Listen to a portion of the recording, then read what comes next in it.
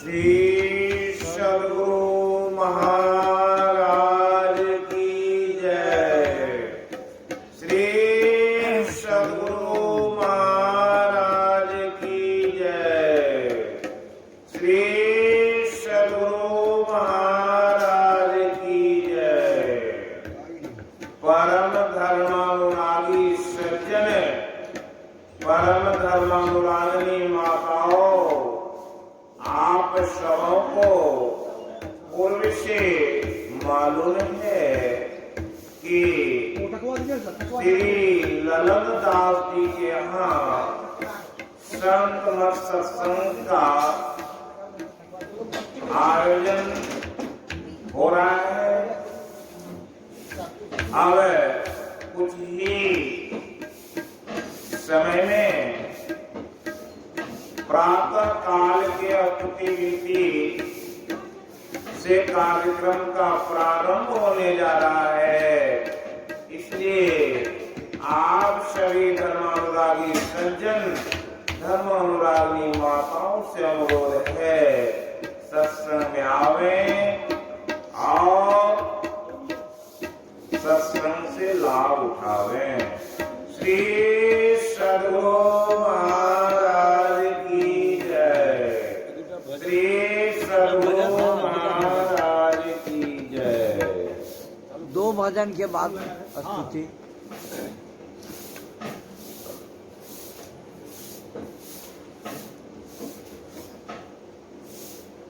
शुरू करिए आप भजन। साक्षी हरी हरी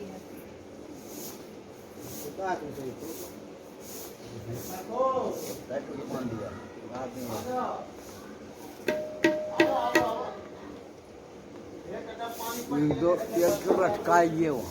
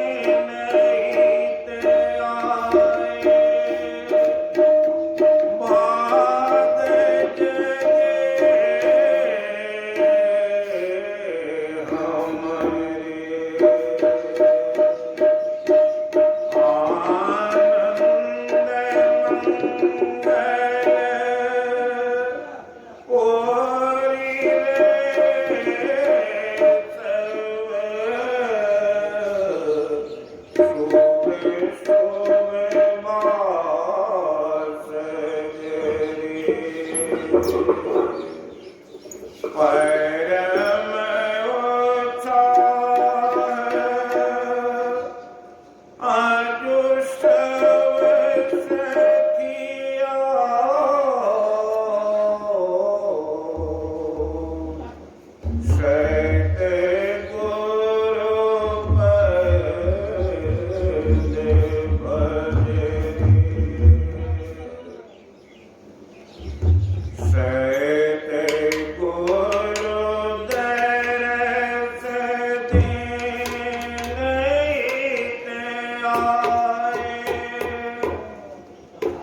भाग जगे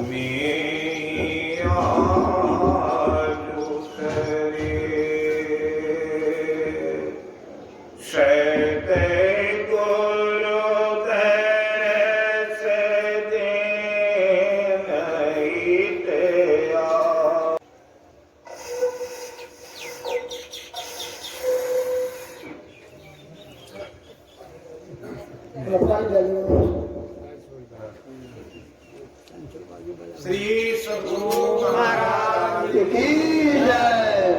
श्री सद्गुरु महाराज की जय।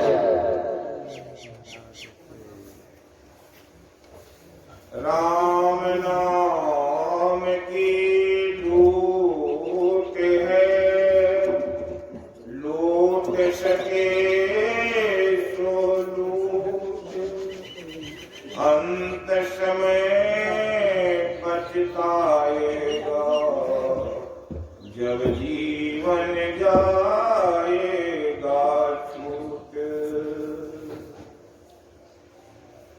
भक्ति ज्ञान विरागाप तो विवेको वर्धते महान, माया मोह निरासश्च वैष्णवे कृतं कथम्।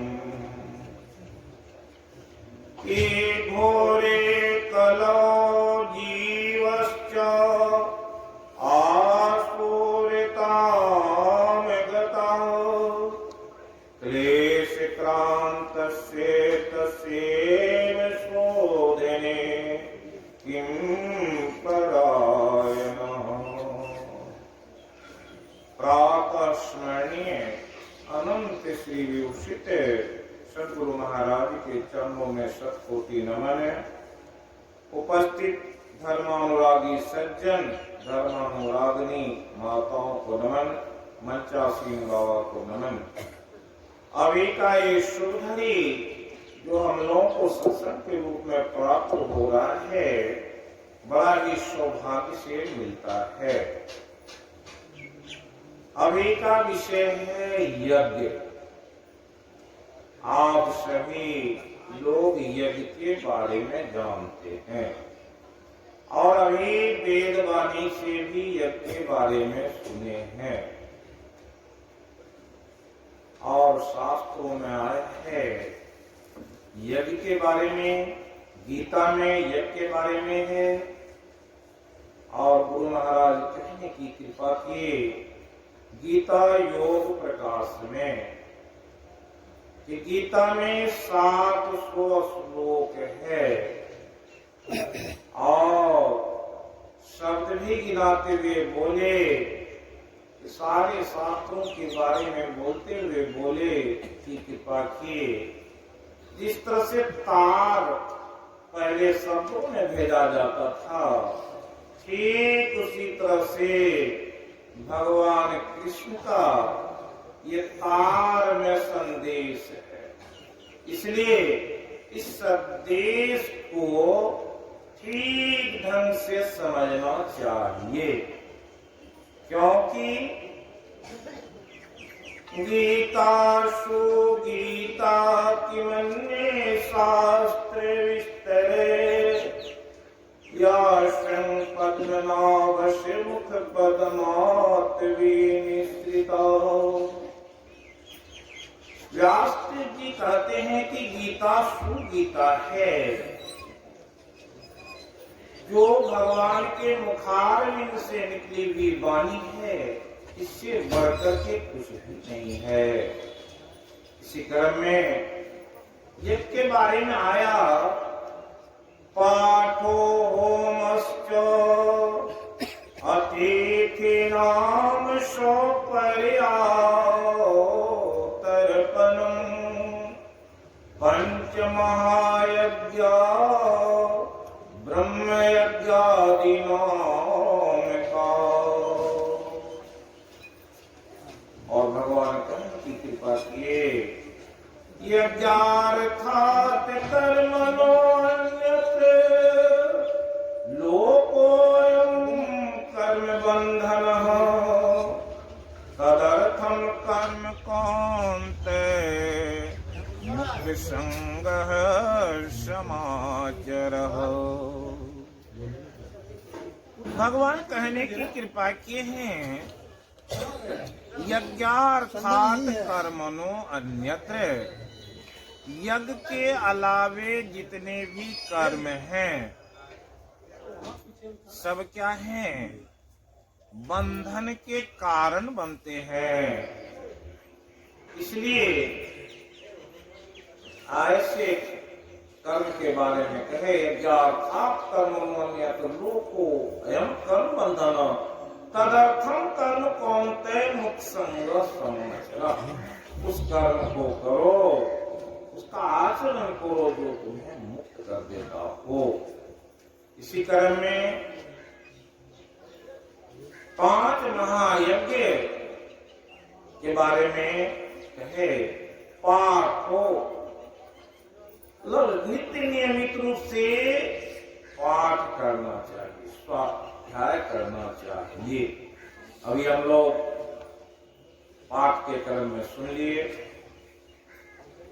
होमश्च, साधारण लोग समझते हैं कि तिल अक्षत जो धूमन इत्यादि का जो जलाया जाता है वो होम है, लेकिन संत लोग कहते हैं जब हम ध्यान करते हैं तो वो भी होम है। अतिथि नाम, अतिथि की सेवा भी यज्ञ है। तर्पणम, तर्पण क्या है? पितृ पक्ष में लोग तर्पण करते हैं अपने पितरों का, लेकिन ध्यान के माध्यम से जो तर्पण होता है उससे बढ़कर के कुछ नहीं है। संत लोग कहते हैं जो आप ध्यान करते हैं वो 4 भागों में बांटे जाते। एक भाग गुरु को, एक भाग स्वयं को, एक भाग पितर को जाता और चौथा भाग आपका संचित रहता जो प्रारब्ध को नष्ट करता है। इस तरह से ये तर्पण है। और एक है भूत यज्ञ, वो भूत यज्ञ है, जगत के जितने जीव हैं उसकी सेवा। आप कीड़े मकोड़े पक्षी इत्यादि को जो कुछ खिलाते हैं वे भी यज्ञ हैं। एक व्यक्ति ने कहा, एक संशय, मुझे तो उतने पैसे नहीं है कि भंडारा करके के गांव के लोगों को खिलाएं, कैसे होगा मेरा? संत ने कहा कि 1 केजी चावल ले लो या धान ले लो, बहुत सारे पक्षी को आते हैं, कहीं उसे खिलाना शुरू करो तो देखो कितने आनंद होकर के वो जीव तृप्त होता है और गुणगान करता है, तो वो भी यज्ञ है शास्त्रों के अनुसार। अब गीता में यज्ञ के बारे में भगवान कहने की कृपा की। गत संगस्य मुक्तस्य ज्ञानावस्थितचेतसो यज्ञाचरत पार्थ समग्रम प्रविलीयते। गत संगस्य, गत कहते हैं जो बीत जाता, गत संगस्य किसका संग, जो संग छोड़ देता। गत संगस्य मुक्तस्य, या 5 ज्ञान इंद्रियों के जो विषय हैं उससे अगर छोड़ देते हैं, उससे छूट जाते हैं, उसका आसंग कर लेते, संग नहीं करते। गत संगस्य मुक्तस्य ज्ञानावस्थित चेतसः, अपनी चेतना में रहकर ज्ञान में अवस्थित हो जाते हैं। यज्ञाचरतः, इस यज्ञ का जो आचरण करते हैं, क्या होते हैं, उनके सारे कर्म जल के राख हो जाते हैं। भगवान आगे कहने की कृपा किए। ब्रह्मार्पणम ब्रह्म हविर ब्रह्मागनो ब्रह्मणाहुतम ब्रह्मेवेतेन गंतव्यम ब्रह्म कर्मे समाभिनः। जो समाधि में चले जाते हैं वो क्या करते, ब्रह्म ही उसके हवि हैं, ब्रह्म ही सारी सामग्री है। क्योंकि समय कम है इसलिए थोड़े में मैं करना चाहता हूँ, कुछ का विश्लेषण करेंगे। अब जब समय हो जाएगा बाबा तो थोड़ा सा संकेत कर देंगे। तो इस तरह से कहने की कृपा किए कि ब्रह्मार्पणम ब्रह्म हविर ब्रह्माग्नो ब्रह्मणाहुतम। जब समाधि की अवस्था में लोग जाते तो समय में क्या होता है, ब्रह्म ही सब कुछ होते हैं। और आगे कहे देवमेवापरे यज्ञं योगिनः पर्युपासते ब्रह्मागनावपरे यज्ञं यज्ञेनैवोपजुह्वति। कुछ लोग यज्ञ करते हैं देवम एव आपरे, देवताओं को यज्ञ की आहुति देते हैं। ये देवताओं को यज्ञ की आहुति क्या है, देवता कौन, शास्त्रों में आया है 4 देवता प्रत्यक्ष देवता है, जिसमें माता पिता, दूसरे हैं गुरु,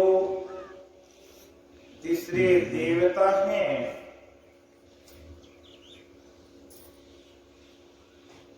सूर्य,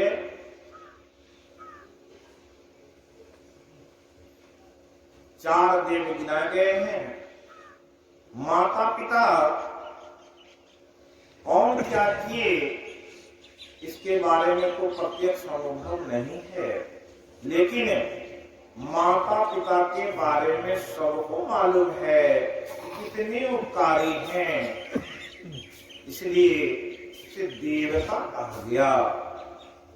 और शास्त्रों में भी है प्रथम गुरु है माता पिता, रज बीज कर दाता कवि साहब की वाणी में है। और शास्त्र में है मातृदेवो भवः पितृदेवो भवः, देवता भी और गुरु भी हैं माता पिता। और जो गुरु हैं वे प्रत्यक्ष देवता हैं, जिसे आप रामायण की भाषा में सुने हैं कि वे कौन है, हरि हैं, आपके सारे दुख को हरने वाले गुरु होते हैं। और सूर्य को प्रत्यक्ष देवता कहा गया। और एक देवता और है जिसका अभी याद नहीं, स्मरण नहीं आ रहा, 4 देव बताए। ये देवता यहाँ देवम एव आपरे यज्ञम, आप अपने माता पिता के निमित्त, गुरु के निमित्त जो कुछ भी करते हैं वो क्या है, वो भी यज्ञ है। योगिना पर्युपासते, योगी लोग भी यज्ञ करते हैं, जो ध्यान करते हैं, योग करते हैं, वे भी यज्ञ हैं। और ब्रह्मागनाव परे यज्ञम यज्ञेन एवोपजुह्वति, जब आप ध्यान करते हैं, दृष्टि योग की क्रिया करते हैं, अपने अंदर में कौन सी अग्नि प्रज्वलित होती है, उसी अग्नि को ब्रह्माग्नि कहते हैं। उस अग्नि में क्या होता है, आपके सारे कर्म विलीन हो जाते हैं, ये भी यज्ञ। आगे भगवान कहने की कृपा किए, श्रोत्रयादीन्द्रियाण्ये संयमाग्निषु जुह्वति, शब्दादीन् विषयान् अनन्ये इंद्रियाग्निषु जुह्वति। श्रोत्र आदि इंद्रियान अन्य, आपके 5 ज्ञान इंद्रिया, नाक, कान, जिह्वा, चमड़े, ये 5 ज्ञान इंद्रिय जो हैं, क्या है, श्रोत्र आदि इंद्रियान अन्य, कान से सुनते हैं, आंख से देखते हैं। संयमाग्निषु जुह्वति, संयम रूपी अग्नि में इसका हवन होता है। शास्त्रों में आया है, अगर हम इंद्रियार्थेषु वैराग्यम अनहंकार, इंद्रियों में विरक्त का भाव कब आएगा, जब आंख को आप संयमित कर लेंगे। जो गीता में आया है, युक्त आहार विहार से युक्त चेष्ट कर्मसु, युक्त आहार और विहार के बारे में आया। जहां जाएंगे, ये इंद्रियां कैसी है, आंख से जो विषय को देखेंगे वो ग्रहण कर लेगी, कान से जो सुनेंगे उसे ग्रहण कर लेगी।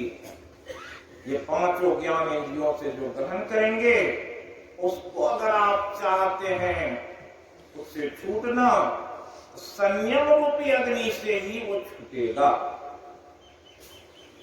शब्दादि विषयान अनन्य, शब्दादि जो विषयान अनन्य है, वो कहां से, इसी आंख कान के 5 ज्ञान इंद्रियों से वो भी होता है।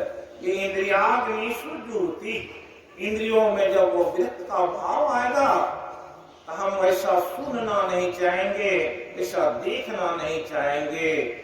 ये भी यज्ञ कहा गया। सर्वाणि इंद्रिये कर्माणि परानि कर्माणि चापरे, आत्म संयम योगाग्नो जुह्वति ज्ञान दीपिते। जब ज्ञान हो जाता है, सदगुरु के समान आपको देवता मिल गए हैं जो ज्ञान करा दिए। इस संसार में रहोगे तो कैसे, बता दिए कि 5 विषयों से छूटना पड़ेगा। वैसी स्थिति में ये क्या कहे, सर्वांद्रिय कर्माणि प्राण कर्माणि चापरे। इस सारे जो इंद्रियों में आपके बहुत सारे कर्म हो जाते हैं, उस सारे को समाप्त करने के लिए आत्म संयम योगाग्नो जुह्वति ज्ञान दीपिते। जब ज्ञान रूपी दीपक मिल जाता है, आत्म संयम रूपी अग्नि में उसका हवन हो जाता है, ये यज्ञ है। आगे भगवान कहने की कृपा किए, अपाने जुह्वति प्राणम प्राणे अपानम तथा परे, प्राणापान गतिरुद्ध्वा प्राणायाम परायण। अपाने जुह्वति प्राणम, ये प्राण वायु अपान वायु का जो खेल है, जो गुरु महाराज बताए हैं। कबीर साहब कहते हैं कि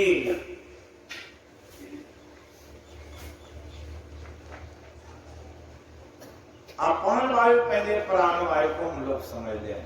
अपान वायु 5 वायु का इस शरीर में मुख्य रूप से खेल है।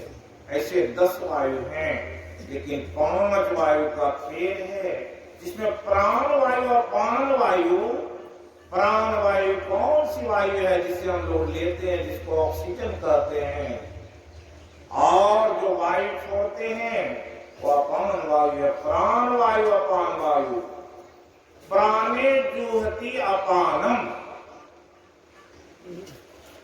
आप प्राण वायु लेते और छोड़ते हैं, इसका बड़ा खेल है।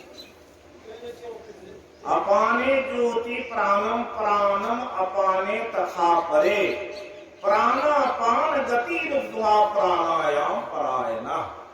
प्राणायाम हो जाता है कब? जब आप सुमिरन में लगते हैं। तो कैसा सुमिरन होता है? इसी से आप श्वास श्वास में नाम सुनरले को जाने कल की, जगत में खबर नहीं कल की।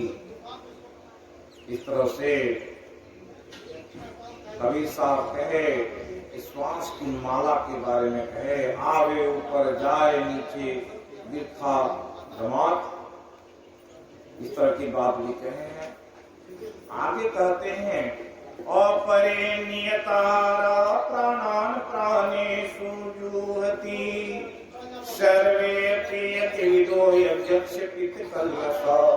अपरे नियत आहारा, बहुत सारे लोग अपने आहार को नियत कर लेते हैं। अपरे नियत आहारा प्राणान प्राणेषु जुहति, वैसे लोग जब अपना योग करते हैं, प्राण वायु को ही प्राण वायु में हवन करते हैं और अपने भोजन को नियंत्रित कर लेते हैं। कितने लोग एक टाइम खाते हैं, कितने लोग ऐसे योगी हैं जो एक फल खा करके रहते हैं। उस तरह का भी जो आचरण है उसे भी भगवान यज्ञ कहते हैं। अपरे नियतारा प्राणान प्राणेषु जुहति, सर्वे अपि यज्ञ विदो यज्ञक्ष कल्मषा। आप लोग अस्थिर होकर के कम से सुने। वक्ता को क्या होता है, जब श्रोता स्थिर ढंग से नहीं श्रवण करते रहता तो उसके भी जो बोलने की आपने जो जिस तरह से संयमित होकर के बोलते हैं वो बिगड़ जाता है। हम लोग बहुत बड़े योगी नहीं है, कुछ जानते हैं, आपके बीच में रखने आए हैं। उसे जब श्रवण करेंगे, हलचल करेंगे तो क्या होगा, आप भी नहीं समझ पाएंगे और हमको भी समझाने में मन नहीं लगेगा। इसलिए अगर ज्ञान की बात है, कोई दूसरे जगह की बात हम नहीं समझा रहे। भगवान कृष्ण का ज्ञान अनमोल है, जिसे सदगुरु महाराज कहे कि वो किस तरह की बात कहे, शब्द के रूप में तार भेजे हैं। तार में पहले बहुत कम शब्द आते हैं, उसको सिर्फ सुन करके लोग उस काम को करते। ठीक उसी तरह की बात भगवान कह रहे हैं। गपरे नियताहारा प्राणान प्राणेषु जुहति, सर्वे अपि यज्ञ विदो यज्ञक्ष पितृकल्मषा।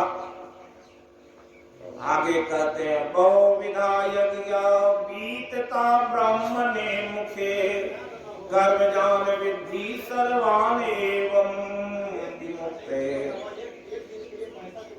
कहे इसके अलावे बहुविधा यज्ञ बीतता ब्रह्मणो मुखे। ये ब्रह्मन कौन है? सदगुरु, जो ब्रह्म को जानने वाले हैं। वो जो कुछ भी बताते हैं वो यज्ञ है। बहुत प्रकार के यज्ञ संतों के पास में जानकारी है। गुरु महाराज हम लोग को बहुत प्रकार की यज्ञ बताए, खोल करके नहीं बताए ये यमुक यज्ञ है, यमुक यज्ञ। अभी कितना बात हम बोले हैं, गुरु महाराज सारे यज्ञ को आपको बता दिए और आप नहीं जानते हैं। इसलिए हो सकता है कि आपको सुनने में मन नहीं लग रहा है। कुछ लोगों को अज्ञानता के कारण भी बहुत सारी बातों में मन नहीं लगता। इसकी गहराई में जब जाएंगे तब समझ में आएगा कि जो गीता में लिखा हुआ है वो साधारण ज्ञान नहीं है। जो ज्ञान होता है उसके जो अर्थ होते हैं साधारण से अर्थ होते हैं, विशेष अर्थ होते हैं और गूढ़ार्थ भी होता है। श्री सद्गुरु महाराज की सबके अर्थ है, गूढ़ अर्थ को अगर लेंगे तब समझ में आएगा कि कितना गहरा ज्ञान है। इस प्रकार भगवान कहने की कृपा किए। आगे कहते हैं कि दर्व यज्ञात तपो यज्ञ योग यज्ञ तथा परे स्वाध्याय ज्ञान यज्ञ यज्ञ संसिद्ध व्रत। दर्व यज्ञ से ज्ञान यज्ञ श्रेष्ठ है। दर्व यज्ञ तपो यज्ञ योग यज्ञ तथा परे। दर्व से तप और उससे सबसे श्रेष्ठ योग यज्ञ है। और कहते हैं स्वाध्याय भी एक यज्ञ है, जो एक व्रत है, जो अभी पंच यज्ञ के बारे में बताए उस हिसाब से है। तद्विधि प्रणिपाते प्रश्ने सेव्या उपदेक्षन्ति ते ज्ञान ज्ञानिनो तत्वदर्शिनः। ये मिलेगा कहाँ? जब कोई तत्वदर्शी ज्ञानी कोई सद्गुरु मिलेंगे तब ऐसे यज्ञ का विश्लेषण करके के आपके अंदर उस यज्ञ को प्रतिष्ठित कर देंगे तो क्या होगा? आपके अंदर जितने भी दोष है या मैल है सब साफ हो जाएंगे। फिर उस शुद्ध चित्त से, इसलिए गीता में आया तत्रेकाग्रं मनः कृत्वा यत् चितीन्द्रिये उपविश्यासने युञ्ज्यात योगम् आत्मविशुद्धये। कि जब हम आसन से बैठते हैं तत्रेकाग्रं मनः कृत्वा यत् चितीन्द्रिये, जब चित्त और अपनी इंद्रियों को एक कर लेंगे तब क्या होता है कि वैसी स्थिति में युञ्ज्यात योगम आत्मविशुद्धये, ऐसे योग से जुट करके ही अपने आत्मा विशुद्ध होती है। जब वो विशुद्ध होती है तब उस ब्रह्म का साक्षात्कार होता है। श्री सद्गुरु महाराज की जय। आपका समय समाप्त। अब सद्गुरु महाराज की जय। श्री सद्गुरु महाराज की जय। श्री सद्गुरु महाराज की जय। श्री सद्गुरु महाराज की जय। श्री सद्गुरु महाराज की जय। श्री सद्गुरु महाराज की जय। श्री सद्गुरु महाराज की जय। श्री सद्गुरु महाराज की जय। श्री सद्गुरु महाराज की जय। श्री सद्गुरु महाराज की जय। श्री सद्गुरु महाराज की जय। श्री सद्गुरु महाराज की जय। श्री सद्गुरु महाराज की जय। श्री सद्गुरु महाराज की जय। श्री सद्गुरु महाराज